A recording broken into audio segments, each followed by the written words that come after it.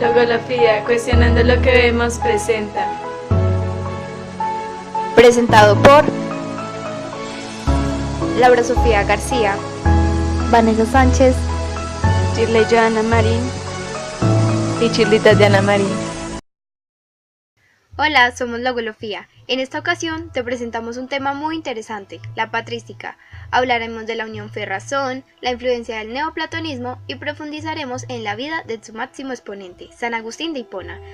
Tocaremos aspectos de su vida, su inclinación en la filosofía de Platón y su máxima preocupación, Dios. La patrística. Para comenzar a hablar de la patrística, primero debemos entrar en el contexto histórico. La patrística se ubica en la Edad Media, que va desde el siglo V, con la caída del Imperio Romano, hasta el siglo XV después de Cristo, con el descubrimiento de América. Durante este tiempo, el cristianismo fue la religión principal. La Edad Media se divide en dos: la patrística, que va desde el siglo II hasta el siglo V, y la escolástica, que va desde el siglo VI hasta el siglo XV después de Cristo. Ahora sí, hablemos de qué es la patrística. Pues patrística significa padre, es decir, sacerdote religioso. La patrística es la forma de pensamiento que tenían los padres de la iglesia y los escritores eclesiásticos. La extensión del cristianismo en el mundo grecorromano en los comienzos del siglo II traía como desafío a los cristianos cultos poder defender su religión y hacerlo comprensible ante los ataques de los paganos y de las otras personas que no creían en el cristianismo. La importancia de la patrística fue el hecho de que tanto la filosofía como la religión dejaran de estar polarizadas y se unieran. Es por esto que los primeros pensadores cristianos tomaron como herramienta la filosofía para dar una explicación más racional a sus enseñanzas o doctrinas. Y es interesante porque la idea de no poner en duda los pensamientos y creencias de la religión queda a un lado y dicen, no, esperen un momento, porque no mejor encontramos la respuesta a estos dogmas. El interés por tratar temas de orden metafísico, que para las personas que no saben, la metafísica es aquello que estudia la naturaleza del ser. Es lo que distingue a todos los padres griegos de la patrística, que estos se interesaban sobre todo en lo que tenía que ver con lo moral y lo ético. Algo muy importante y que no debemos pasar por alto es la gran influencia del platonismo en ella, y que se adaptó a las necesidades de la religión cristiana. Cuando hablamos de platonismo, al mismo tiempo estamos hablando de patrística. Los padres de la patrística eligieron la filosofía platónica porque ésta no está alejada de la religión cristiana, y entre ellas dos hay dos paralelos notables. Bueno, el primer paralelo está entre la figura del demiurgo y el padre cristiano. Recordemos que según Platón, el demiurgo es el padre del universo. De una manera más sencilla, digamos que es como un artesano. Entonces toma la materia que hay en el mundo y la moldea, y a partir de ello crea el mundo de las ideas y nuestra realidad. Y por otro lado, el padre de la religión cristiana, o el nous, es un ser suprasensorial, es decir, está más allá de los sentidos físicos y es un ser inteligible. El segundo paralelo está en la idea de la inmortalidad del alma. Resumiendo, la patrística se basa en el mundo de las ideas de Platón. Entonces es allí donde nos surge una pregunta: ¿qué era lo que ellos querían? No, lo que ellos querían era justificar la fe por medio de la razón y defender al cristianismo de dos puntos específicos. El primer punto es de la religión pagana. Como por ahí atrás ya habíamos dicho, es aquella donde las personas se alejan de su religión y creencias en general, y entonces estas personas empiezan a inventar dioses, a adorar imágenes, creen en la autosalvación y pues otras cosas que obviamente están totalmente contrarias a lo que dicta el cristianismo. Y el segundo son las herejías, que son enseñanzas de doctrinas que van en contra de la fe y se oponen obviamente a la verdad revelada por Dios. Bueno, por otra parte debemos preguntarnos qué propone la patrística. La patrística propone reconocer al hombre como criatura de Dios. Es por eso que somos capaces de entenderlo a través de su revelación. Ahora bien, vamos a hablar de uno de los representantes más famosos de la patrística. San Agustín de Hipona. San Agustín de Hipona nace en el siglo IV después de Cristo y muere en el siglo siguiente a los 76 años. Él nació en una provincia romana al norte de África llamada Tagaste, que hoy en día forma parte de Argelia. Durante este momento el Imperio Romano se encontraba en decadencia, por lo que surgió el neoplatonismo. Y el neoplatonismo es llamado así porque lo que hace es reinterpretar a Platón. Uno de los neoplatónicos más famosos o más importantes es Plotino, que dice que solo hay uno que creó el mundo de las ideas y el mundo intangible, y este es Dios.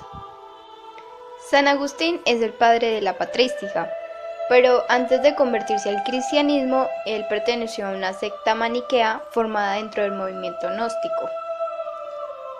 La gnosis viene del griego gnosis, que significa conocimiento, y fue una idea religiosa que pretendía conocer desde una percepción misteriosa las cosas relativas a Dios. En el año 386, gracias a la influencia de San Ambrosio, teólogo obispo de Milán, y el conocimiento de la filosofía neoplatónica, San Agustín se convierte al cristianismo. Luego, en el año 391, se le asignó el cargo de líder religioso, y posteriormente fue elegido como obispo de Hipona. San Agustín fundó un convento e inició una orden religiosa. Él se dedicó principalmente a defender la fe, pero no por esto dejó de dedicarse a la formación intelectual, que lo llevó a sobresalir como metafísico, historiador, teólogo, moralista y músico. A San Agustín le gustaba escribir de forma autobiográfica. Un dato interesante es que su libro, titulado Confesiones, fue la primera autobiografía que se publicó en todo el mundo. Ahora hablemos del punto de partida de su filosofía. Él nos cuenta que una vez leyó un libro de Cicerón en el que se invitaba a las personas a dedicarse a la filosofía, y citaba: «Una vida feliz y dichosa es el objeto único de la filosofía». Esto le impresionó tanto a San Agustín que puso a la filosofía como centro de su universo, y decía que la causa de estudiarla es el deseo de la felicidad. Entonces, el único camino para obtener la felicidad es ir ascendiendo progresivamente hasta el Ser Supremo. Y para esto tenemos que empezar desde nuestro interior. Además, la causa de estudiar la filosofía es el deseo de obtener la felicidad, por lo cual los temas de la filosofía de San Agustín van a ser el alma del hombre y Dios. San Agustín, al igual que Platón, considera que estamos formados de alma y cuerpo, y que estos están unidos accidentalmente. El alma, como principio vital del hombre, es la encargada de dirigir al cuerpo, y es así como se mantiene la superioridad del alma con respecto al cuerpo. Cuando San Agustín se plantea la cuestión del origen del alma, al principio sostiene la doctrina generacionista, es decir, el alma es engendrada por el alma de los padres, al igual que el cuerpo. Sin embargo, tiempo después se inclinará por el creacionismo, que dice que el alma es individualmente creada por Dios para cada cuerpo. Los temas centrales de su pensamiento es la relación entre la fe y la razón, que no pudo haber sido mejor resumida por él con la frase: «Entiende para creer y cree para comprender», lo que significa que para él es igual de importante la fe como la razón. Entonces, ¿esto quiere decir que San Agustín no es creyente? Pues es falso. Él sí es creyente, pero es un creyente al cual su fe le exige dedicarse a la actividad intelectual. Esto quiere decir que es muy importante la colaboración de la razón con la fe para hacer filosofía. Pero sin embargo, entre las dos la fe es la central. Por ejemplo, si hubiese una charla entre la fe y la razón, la fe diría algo como: las dos somos igual de importantes. Entonces la fe le respondería: sí, pero es que yo mando más, porque en mí está la autoridad de Dios. Entonces sería como un punto para Jesús. Ahora, si se preguntan si San Agustín tenía algún método de conocimiento, la respuesta es sí. Él propone 2 puntos. El primero es la colaboración fe-razón y razón-fe. La actividad racional nos enseña que es razonable creer y el entendimiento nos indica que debemos tener fe. Por lo tanto, la fe no es algo irracional. El segundo es el interiorismo, que nos dice que no debemos fijarnos tanto en el exterior, sino en nuestro interior, ya que allí es donde se encuentra la verdad de Dios. San Agustín le hace una crítica al escepticismo, pues los escépticos dicen que no podemos creer nada con certeza. Entonces él dice que esto es falso, porque el principio de no contradicción es una certeza. Por ejemplo, si yo digo que estoy segura de no conocer nada, San Agustín me diría que es falso, porque ya estaría segura de algo, por lo que estoy llegando a una certeza. Ahora hablemos sobre la percepción que tiene San Agustín sobre el mal. En el siglo III después de Cristo aparece el maniqueísmo, que recibe su nombre porque fue fundado por un sabio persa llamado Mani. Bueno, en la época de San Agustín estaba el maniqueísmo y las personas maniqueístas decían que había una lucha entre el bien y el mal, o sea, que había una realidad que era el bien y otra realidad que era el mal. Pero San Agustín pensaba que el mal no era una realidad positiva, porque como todo procede de Dios, él no pudo haber creado el mal. Entonces San Agustín interpreta el mal como una ausencia del bien, y es a esto lo que llamamos optimismo A lo largo de la vida de San metafísico Agustín, él agustiniano. siempre buscó a Dios en el exterior, pero luego se dio cuenta que esta no era la respuesta a la verdad que él trataba de encontrar. Así que lo que hizo fue hacer como una autoconciencia y buscarlo en sí mismo. Y se dio cuenta de 3 verdades. La primera, que existe, que vive y que conoce. Que conoce es la más importante, porque la verdad está dentro de nosotros y no cambia, y tampoco está sometida al tiempo. Quiere decir que dentro de nosotros hay una realidad inmutable y necesaria, que es Dios. San Agustín afirma que el fin último del hombre es Dios y con él se alcanza la felicidad.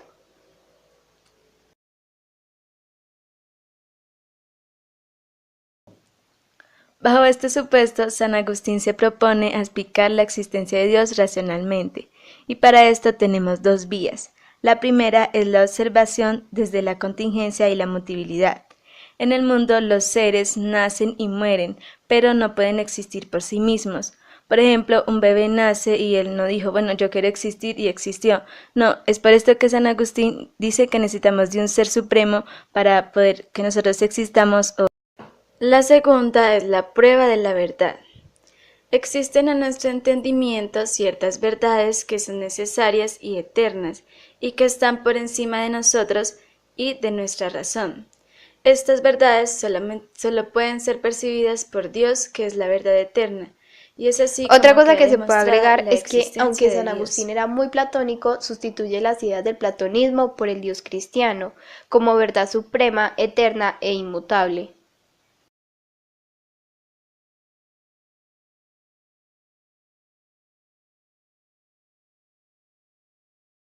En conclusión, la patrística se caracteriza por la defensa del cristianismo ante los ataques de la filosofía pagana y también por la aceptación de las verdades filosóficas que convienen con la revelación cristiana. La patrística es importante ya que es el primer intento de unificar la religión cristiana con la filosofía. Es por esto que los primeros pensadores cristianos usaron la filosofía para dar explicaciones racionales. La frase de San Agustín que sintetiza o resume la patrística es: entiende para creer y que para comprender. ¿Por qué digo que resume la patrística? Porque básicamente esto es lo que se trata el cristianismo, comprender por medio de la razón todo lo que ésta conlleva y así tener una fe firme y duradera.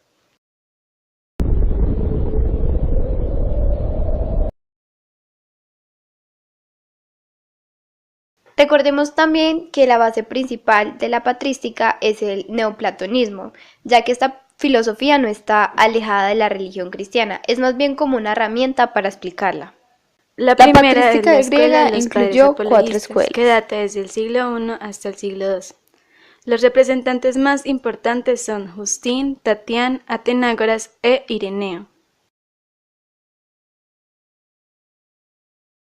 La segunda es la Escuela de Alejandría, que va desde la mitad del siglo V.